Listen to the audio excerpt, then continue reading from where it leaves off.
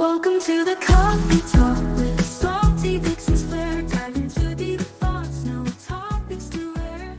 Welcome to Salty Vixen's Coffee Talk, a place where I talk about what is on a Salty Vixen's mind. I'm an author, I'm a musician, and a mother, and I am the founder of Salty Vixen brand. Today's episode is talking about why CNN hates Trump. And I felt this is a great episode to talk about today because, as you know, CNN gets triggered when Trump name comes out of people's mouths. Why? Why do they hate Trump? Before we get into the analysis why CNN hates Trump, let's talk about what happened yesterday on November 11th. A former Trump campaign official triggered a CNN commentator yesterday, November 11th, over the subject of mass deportations and Latinos realigning with the Republican Party during last week's elections. Giancarlo Sopo, who led Trump's 2020 campaign efforts for the Spanish language media, told CNN News Central that polls found that illegal immigration was one of the top reasons for Latinos voted against Vice President Kamala Harris during this election. He said, "We simply cannot have millions of people rolling around this country who have been unvetted, many of whom have criminal backgrounds." I agree. Most of them do just come here to work, and they just want a better life, but we don't know that because we don't know who they are. He added that he does not anticipate any kind of major backlash to border enforcement and removal proceedings. CNN's Maria Cardona lashed out, claiming that the Latino community was going to go through an incredible pain and cruelty. And then she said, "That is not what anyone voted for. And in fact, I will tell the American electorate if the incoming Trump administration goes through this. So here's the people that they'll go after. They're going after your kids' classmates. They're going after your delivery guy. They're going after the people who will take care of your kids. They'll go after the people who work in restaurants. They'll go after the business owners in your community. They'll go after the people who live and work and who own the farmers markets that you love going to on the weekends." And you'll love this because she claimed that Trump's CEO friends would go crazy if they did not have anyone to pick fruits and vegetables. What the hell, CNN lady? I'm sorry, what? You just basically stereotype Latinos on CNN in not a good way. Wow. Your hate for Trump is very woke. Sopo later added that the Latino community was sick and tired of DC elites pulling at their heartstrings, saying that the murders of people like Laken Riley, although it was tragic, are just part of being a generous society. "We're telling people loud and clear, you do not speak on our behalf," he said. "And these Hispanic groups, these are the same people that in just a couple years ago encouraged the party to call us Latinx, Latinx. Remember that?" Cardona claimed that this was not true. Oh, CNN. Yes, the news place that loves to spread lies and misinformation. What the hell happened to you? I remember like in 9/11 when I was living in Spain after the Twin Towers were, well, you know what happened, right? And I went to the computer lab, the internet cafe in Seville, Spain. First thing I went to was CNN. CNN was not very woke back then. CNN actually had facts. They also were not a big fan of Bush, but you know what? They didn't like Clinton either. They always have some hatred for whoever the president is, regardless of party. It's so stupid. Sopo is annoyed with this lady because she's sounding very woke. He responded with, "Yes, Joe Biden apologized for calling Laken Riley's murderer an illegal immigrant. Not a single Hispanic, not one, was offended by that. And these groups do not speak for our community. They are way to the left of your average Latino. We're not worried about pronouns. We are worried about prosperity." And then it ended. Okay, so it's safe to say that the media are such worthless hacks. A literal election that saw the vast majority of Americans gave them and the Democratic Party the middle finger. And the media still doubles down on this insane notion that bringing in tens of millions of illegals is a positive thing for the country and acting like all Hispanics are cool with it because they said so. F the media. This is what people are saying, F the media. And I feel like the same way, right? I'm sure you do too. For not taking the very loud hint that no one cares anymore what they say. And the truth is, CNN, MSNBC, Joy Reid, The View are hacks, in my opinion. I can't stand them. I don't care what party they are supporting. It's a way they bully one man and spread lots of lies and misinformation. And they know they're doing it because they're paid to do it. That's the sad part.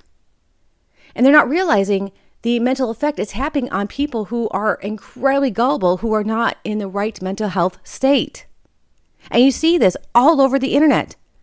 Memes of people saying, like recently last night, a woman kicked her husband out of the house because he voted for Trump. And now she's sleeping with his friends. Oh, she was vocal about that, letting the world know. Another one, a lady with rainbow colored hair, it was very pretty, wished the African American community to do unspeakable things to Caucasian women. And if you notice in the liberal world, because they did not get their way, instead of saying, you know what, crap happens, yeah, we'll discuss it, move on, they wish death upon the Republican Party. It's disgusting how people are acting over this. It was an election. Okay, yeah, we're all annoyed, that Biden won, just like you're annoyed that Trump won. Okay, cool. But the difference is with conservative people and conservative Democrats or liberal Republicans, we move on from that. It's no point getting your panties in a twist and continue to be so upset over the fact Trump won, because places like CNN, MSNBC, Joy Reid, The View, Rosie O'Donnell spread such lies and hatred for a man. Now, Rosie, yeah, she had beef with Trump a long time ago. So, I can see her point of view, and that's her thing. But I'm not letting Rosie O'Donnell influence me for who to vote for. She has her beef, just like I have beef with people. If I saw them in person, am I going to be like, oh, well, yeah, I remember how you bullied me back in the day? No, you move on from that. And that's something Rosie's got to do. Move on from that. Now, the question remains that many people today are asking, why does CNN and MSNBC and etc. hate Donald Trump so much that they're spreading such awful lies about him? Well, the answer is when he was running his first campaign, he called CNN fake news. At a rally on 29th of July, 2018, Trump complained that CNN had accused him of wanting to hit speakers who were critical of him. Trump said that obviously he was talking about his verbal, hitting them in a speech or in a tweet.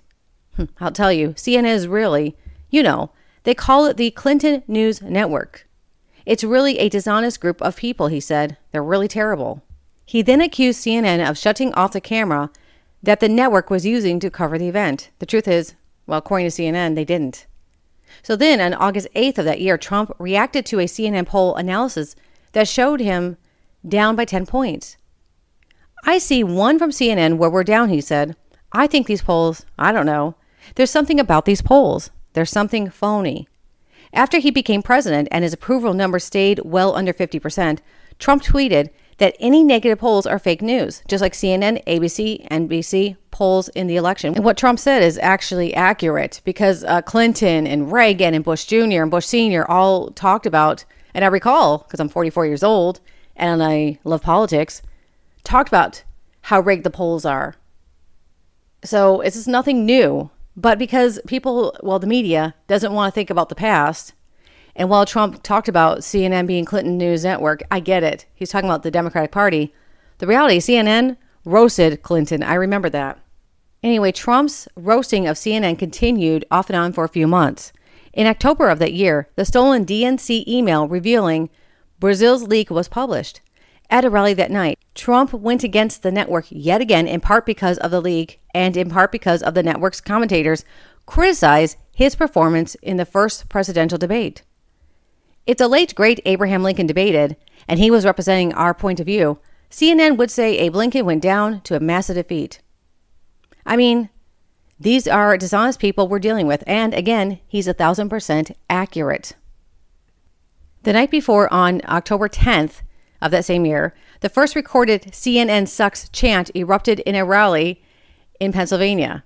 Trump has often said that once he won the presidency, he expected the media's rhetoric about him to soften, because they usually did, right? Remember, Clinton, Reagan, Bush Jr., etc. The media did soften. Even during Watergate era, from what I recall, and I'm sure older people listening may say differently, I don't know, but I recall from reading newspapers from Nixon era for a research project in college, the media at one point was for Nixon, 1,000% Republican. By the way, Biden was a senator at the time during Watergate, just FYI. So, yeah, I mean, he expected the media to soften, but sadly, they did not. And he's actually said that about CNN in late November 2016. Back then, he tweeted, "I thought that CNN would get better after they failed so badly in their support of Hillary Clinton. However, since the election, they are worse." At a news conference in early January 2017, Trump set a new tone in his relationship with the network. Trump bashed the network repeatedly after CNN ran a story about a dossier of allegations concerning his campaign relationship with Russia. CNN's Jim Acosta tried to ask Trump a question. "Not you. Your organization is terrible," Trump said. "Well, since you're attacking us, can you give us a question?" "Mr. President-elect, since you're attacking our news organization, can you give us a chance?" Acosta replied. "I'm not going to give you a question. You are fake news," Trump said. And he's correct on that, right? The dossier and the Russian investigation have fueled much of Trump's frustration with the media as president. In February 2017, he dubbed CNN and other news organizations the enemy of the American people. Again, he's not the first to say this. This has been a topic amongst celebrities and politicians going back since the history of media. Marie Antoinette, let them eat cake. Did she actually say that? Probably not. But rumors spread. The Revolutionary War, I think one of the greats, somehow I'm thinking Thomas Jefferson, I could be wrong, but complained how bad the media was back then. So this is nothing new. But CNN likes to say, this is a new thing. How dare you say we're fake news? No, they are. In October of 2017, the network pushed back, releasing a series of ads using a metaphor focused on apples to criticize Trump's frequent lies and dissertations. CNN is broadly popular with the Americans and is often seen as the nonpartisan competitor to MSNBC and Fox News. Trump's base, though, was already primed to dislike CNN. In a Suffolk University poll back in June of 2015, only 3% of Republicans identified CNN as their most trusted source of news or opinion. That jumped to 7% shortly before the election. But in a poll back in 2018, that figure was drawn down to 1%. Trump tweeted, "We should have a contest as to which of the networks plus CNN, and not including Fox, is the most dishonest, corrupt, and or distorted in its political coverage of your favorite president, me." And you know what? They're all bad. Winner to receive the fake news trophy. He's being sarcastic, but he's also being accurate.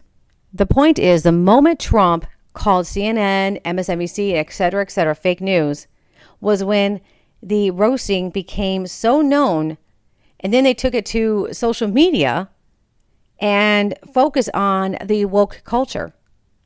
And now, unfortunately, people today are believing everything CNN is telling them because the media knows people will not research facts. Even the youth today at their schools, high schools, for example, and college, they believe the lies the media has said about this man. Now, he's done a lot for America when he was president the first time, and I know he will do an amazing job. How is he in his personal life? It doesn't matter to me. Just like when Clinton had his affair with Monica Lewinsky, it didn't bother me. Because his personal life, who he's having liaisons with, one should not be in public, two, that doesn't affect how he's running the country. And it's unfortunate that we still remember that, his affair with Monica Lewinsky. Of course, she reminds us on her Twitter every so often, right? That's what she's known for. Anyway, the point is, media hates Trump because Trump says it how it is. He's real.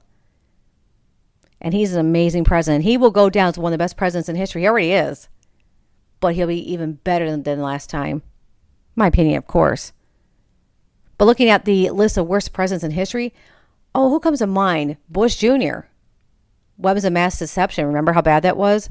Obama wasn't a great president. Biden, bad. He screwed up the economy and other things. Clinton, I thought, was okay. I liked Reagan. I loved Nixon, even though Nixon's been on the bad list because of the whole I resigned, but there was a political reason why he resigned. But apart from that, he was as sharp as a tool. And the funny part is that people don't realize Clinton and others sought wisdom from Nixon. See, at cameras, you have the PR version of these people. Behind closed doors, they're all best friends. So Trump and the Clintons, they were good friends at one point. I mean, Trump did give money to the Clinton campaign back in the 90s. So Like I said, everybody knows everyone. And that reminds me, before I end this podcast, yesterday on Twitter, I had a lovely discussion with someone who loves Prince Harry. You know, Veterans Day, and it was yesterday. And they talk about, oh, Prince Harry, such a good man. He served the country, England. And I said, how much did he really do? Because he has security around him. Well, he flew a helicopter. Yeah, he did. But was he actually in line of danger? We will never know the full story. But considering I knew Prince Harry personally and seeing the PR version of Harry versus the real Harry, Harry's good at selling things because of who he is. I would like to say he fought with the other people, but I highly doubt that. He always has security around him to make sure of his safety. And people don't want to believe the truth that Prince Harry, when the cameras are on, he's the sweetest guy in the world. Once cameras are off, he's not friendly. He can be. But from my experience, when I had an altercation with him, I did, in South Africa, in Lesotho, the night of the opening of the Mamahalo Center. Yeah, Harry and I got a little argument because I broke his wine glass that he had outside and put on the ground when Joss Stone was singing, and we all did line dancing. Harry was not supposed to, or anybody was not supposed to bring out wine or glass or whatever from the restaurant they had there, or the dinner that we had. But Harry does Harry, and it was Nacho brought the wine and the glasses. I think Harry brought the glasses, whatever. I was sitting behind them, and when I got down to dance, I did not see the wine glass there, and I stepped on it and broke it. Then I hear him screaming, "Who broke my glass? Who bloody hell did that?" And I was like, I'm going to walk away. But then I'm from Michigan and I'm a little feisty. So I said, "Harry, sorry, it was me. I apologize. I'll buy you a new one in South Africa in a couple of days." He's like, "Don't worry about it." And he turns to Nacho, the polo player, says, "Is she a fan? I don't want the fan near me." I was like, whoa. And I said, Nacho, after Harry walked away, I said, "I'm not a fan." He says, I know. I said, "I don't appreciate Harry talking to me like that. That's no way to speak to a patron." And of course, a few days later in South Africa at Val de Vie, the evening after the dinner, Harry and I did talk about it, and he apologized, to get me to shut up by kissing me, which would work with most people. But, me being a Sagittarius and conservative thinker and deep thinker, of course I didn't let it go. It did bother me. And then 2016, the following summer, I came back to Beaufort Polo Club to support a person I knew very well. She's passed away since. She was like a second mother to anyone known her. Just a wonderful lady. And Harry couldn't play because he was injured, and William played. And I remember Princess Anne was there, and the people I knew from Polo Summer 2004, we all were chatting, and I see Harry, and I'm like, I can't do this anymore. And I actually pulled out of Sendabali being a patron then, because I got tired of Harry not knowing the people who supported him, because he only knew the people he was pushed by his entourage who to talk to for the PR. And I found that incredibly annoying because Charles and William, Kate, they don't do it like that. Yeah, they have the PR people they have to talk to, but they also go and talk to the people in the crowds. Harry just felt uncomfortable. I don't know about doing that in the past. Maybe that's why he doesn't speak up. Say, "Hey, I am an important person. I need to go talk to the people that support." Because, when we were in Lesotho, there was like 30 or 40 of us who were there and under this tent, and we had this little buffets before this is the opening of the Mamahalo Center before the dinner. And I remember, and you see it in AP News, there's a picture of me. I had blonde hair, red dress, and I see the camera. I get up and walk around in a circle because I don't like the camera on me. And we all thought Harry was going to come over. And he started to come over, but then his entourage like, "Nope, go talk to XYZ person." It was, in my opinion, weird why he didn't speak up. And a lot of the patrons felt the same way. They're like, "We flew all this way. We support something that we believe in, but you're not believing in us." And you see that when Harry goes to a lot of these events, a lot of people have been speaking up about that over the years. Anyway, I just found that funny that the person was going, "But Harry's a good man." I'm sure he has good qualities. I'm sure he's a great husband. I'm not questioning that. But for people that have known Harry over the years, myself included, we have a different version of Harry. And it's unfortunate because Harry, when I met him the first time in 2004, was a very sweet guy, very kind. He's an empath like I am. It's why I gravitate towards him.